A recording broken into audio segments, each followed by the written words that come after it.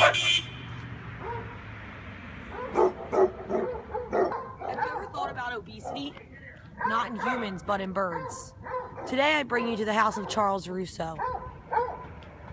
Known personality in the area, an avid bird watcher, and an avid bird feeder.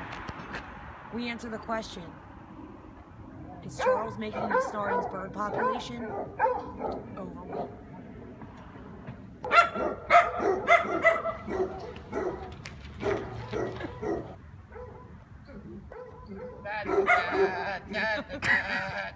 I consider birds part of nature.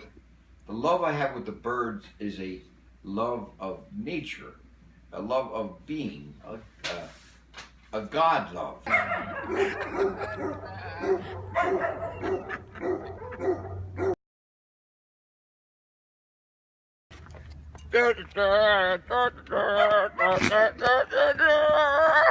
birds don't drink.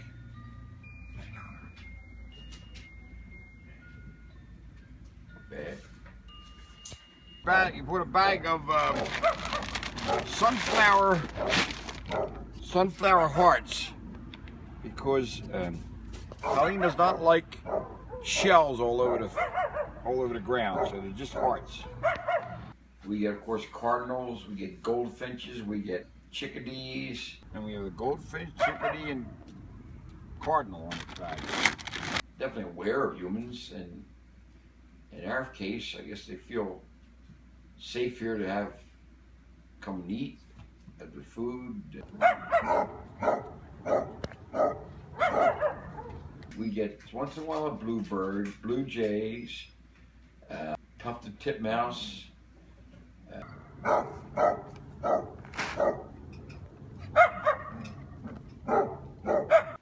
Ever since we moved up to East Snarton, I was always attracted by the pretty area, and I always liked birds, always, even when I was living in Norristown.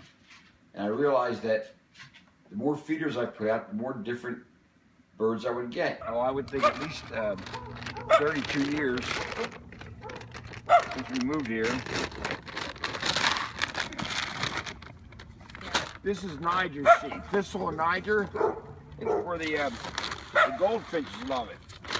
Goldfinches, chickadees. Now here's our little chicken. He doesn't eat very much. All right, now we're going to go to the back. We got the other feeder here.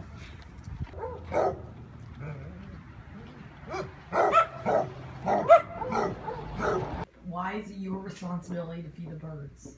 To keep them healthy, to keep them coming back, because they're beautiful. And I feel, you feel like you're part of nature when you take care of the birds.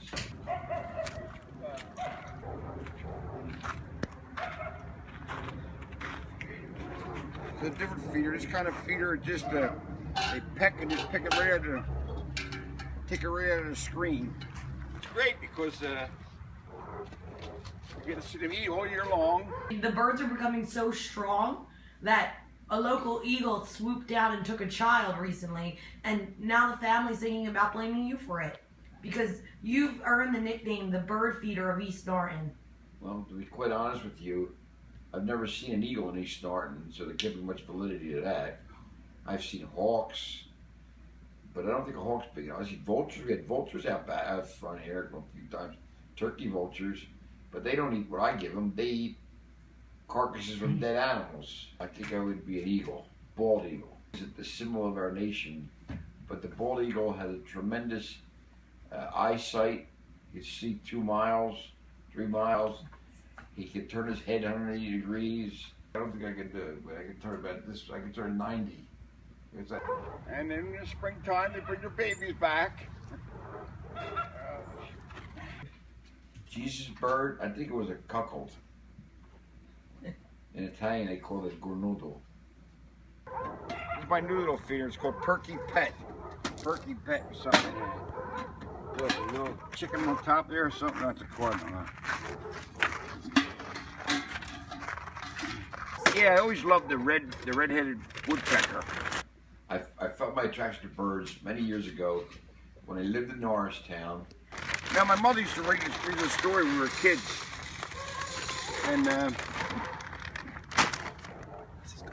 about this old lady, mean old lady. She wear a red kerchief. She never took care of the kids. She never gave the kids anything or anything, you know. And eventually one day the kids whisked her away, and here she turned into a woodpecker. I really was attracted years ago because we would have cockbirds coming into the yard. Pheasant, male pheasant, we call the cockbirds. And they would come to the backyard and they would do their cocking. Cock, cock, cock, cock. You know, and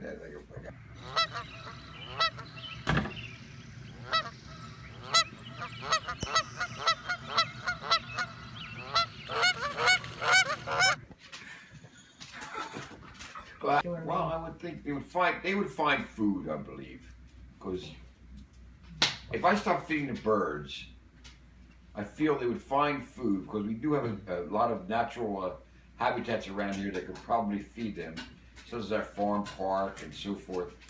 But by me feeding them, it just enables me to view them, see them, watch them, enjoy their young in the spring when they come here and feed, and give me a sense of reality. Whoa, whoa, whoa. Did you get this bird feeder? I think I got it up in Morgantown at the goods store. How much does a thing like this run you? The feeder? Mm-hmm. Probably about $30, $35, I guess. How much money do you think you contribute monthly to the feeding of the birds? Oh, I would think $60 probably. A month? Yeah.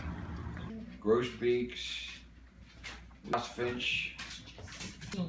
No, I was not responsible for the death of the robin in 2014. All I did was nurture and feed him. He looked very large. No, I just think he was a regular robin. So how did he die? I believe he was run over. He dropped his worm or something in the street. And the guy, a little wacky, the guy with the FedEx girl up there, he hit him.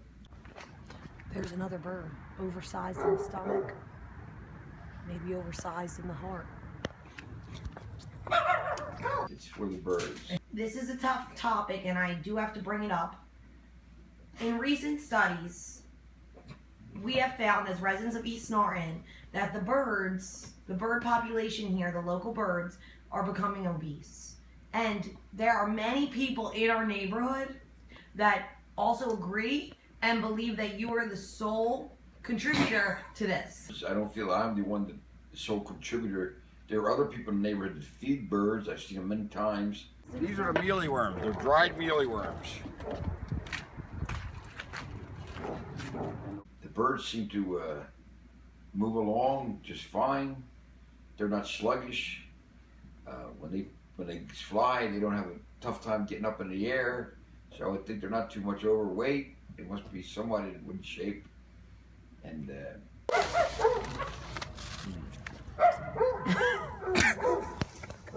goldfinch just love this stuff. I'm sure whatever that neighbor saw.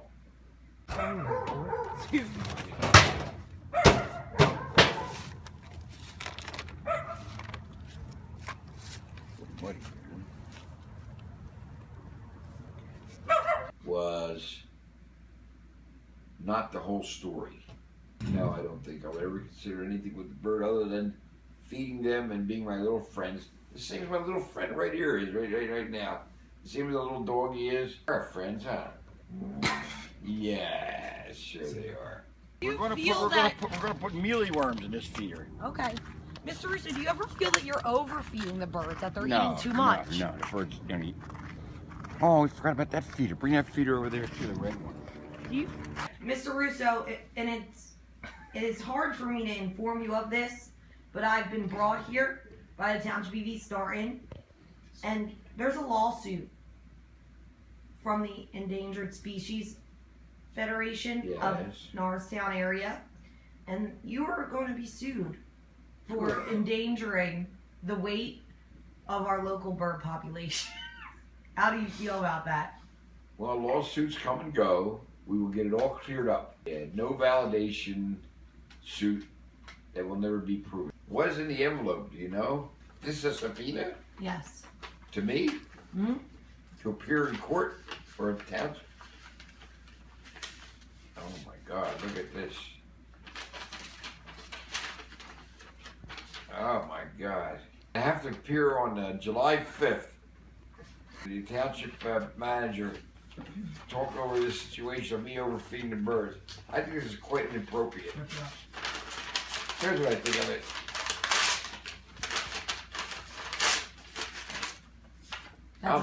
That's a federal offense, Mr. Russo. I'm through with you. Here. Goodbye. One of the most wonderful things in the spring when the mothers bring the babies and show them how to feed, how to eat. The mother takes out her mouth and gives it to the little babies, and they start eating. On a scale of 1 to 100, how much do you love birds? I think 85 would be a good bar.